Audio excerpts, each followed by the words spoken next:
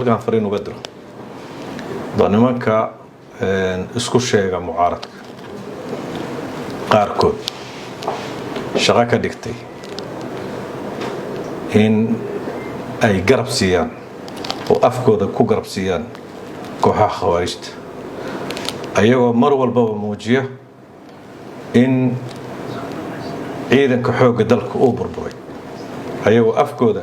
mar walba waxaan siyaasad ayaa la dhahaa malahan saaxiib joogto ah waxaana ku cadeynaysa weerarkan afka ah ee Sheekh Shariif Sheekh Axmed lagu qaaday kuna qaaday wasiirka gaashaandhigga ee xukuumadda Soomaaliya oo aan idin soo gudbin doono hadal xasaasi ah oo uu si toos ah ugu weeraray Sheekh Shariif Sheekh Axmed xilli uu ka hadlayay arrimo ku saabsan dagaalada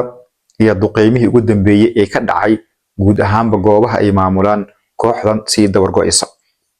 haddaba waxaan halkan kula wadaagayaa mowduucan oo faahfaahsan soo dhawow muuqaalka si gudbi la gare shar gare oo la sii wadaaga asxaabtaada wasiirka gaashaandhigga ee xukuumadda Soomaaliya ninka la yiraahdo Axmed Macalin Fiqi oo aad u careysan maanta ayaa inta uu warbaahinta la hadlay waxa uu marka hore karbaash la dul dhacay Sheekh Shariif Sheekh Axmed madaxweynihii dowladda ku meel gaarka ee Soomaaliya haddana ka mid ah siyaasiyiinta aad u dhaliila dowladda federaalka laba qodob oo waaweyn ayaa Sheekh Shariif aad loogu qabsaday oo ay ka mid yihiin arrimo ku saabsan inuu ka hadlay dagaalka ciidanka dowladda iyo kuwa macaawisleyda ay wadaan iyo hadal horey uu u yiray oo ah in hal guuto oo ciidamo ka tirsan dowladda aan la heli karin ciidamadiina aysan awood lahayn oo deegaano badan laga soo saaray haddaba wasiirka oo hadda kursigaasi ku fadhiya maantana dhinacyo badan ka hadlayay ayaa mucaaradka farta ku fiiqay beeniyeyna warkooda wuxuuna yiray xildhibaano iyo rag siyaasiyiin ah oo qaarkood xil waaweyn soo qabtay ayaa wuxuu yiray ayaa ciidankii dowladda sharaftoodii suuqa ku iibinaya shacabkana ka gadaya in aysan tabar lahayn iyaga oo taageeraya raggan dagaalka lagu jira taas waxay u muuqataa marka in Sheekh Shariif Sheekh Axmed uu toos farta ugu fiiqayo wasiir Axmed Macalin Fiqi wasiirka maanta aad ay u jeedaleeyay ama u weeraray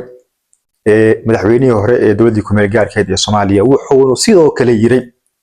oo aan rabaa inaan kugu daro in deegaano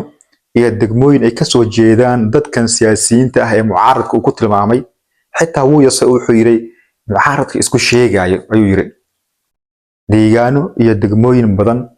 aysan tagi karin ayuu yiray oo kooxda ay ka haysataa laakiin dowladdii ayaa rabta inay ka saarto si maalin un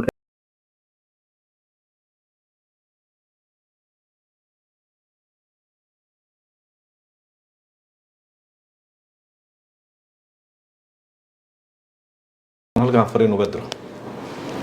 nimanka isku sheega mucaaradka qaarkood shaqo ka dhigtay in ay garab siiyaan oo afkooda ku garab siiyaan kooxaha khawaarijta ayagoo mar walbaba muujiya in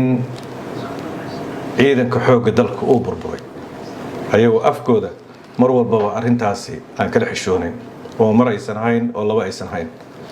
dadkaas qaarkood waa xildhibaanadaas qaarkood deegaamadoodii al-shabaab ayaa haysata meeshii laga rabay inay abaabul galaan oo ay ku galaan sidii deegaamadooda